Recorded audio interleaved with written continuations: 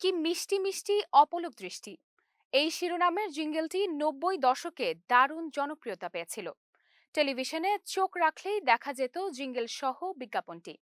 এতে দুইজন মডেলকে পারফর্ম করতে দেখা যেত। তারা হলেন পল্লব ও রিয়া। সময় এগিয়েছে অনেক দূর। সেই পল্লব ও রিয়া কেউই আর টিভি পর্দায় নেই। পল্লব দেশে থাকলেও রিয়া থাকেন প্রবাসে। যুক্তরাষ্ট্রে স্থায়ীভাবে স্বামী সন্তান নিয়ে বাস করেন।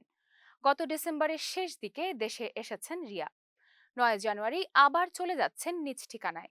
অল্প সময়ের জন্য ঢাকায় আসলেও সহকর্মীদের কথা ভুলেননি। তাই তো 5 জানুয়ারি ঢাকার সোবহানবাগের এক রেস্টুরেন্টে আড্ডায় মেতেছিলেন রিয়া।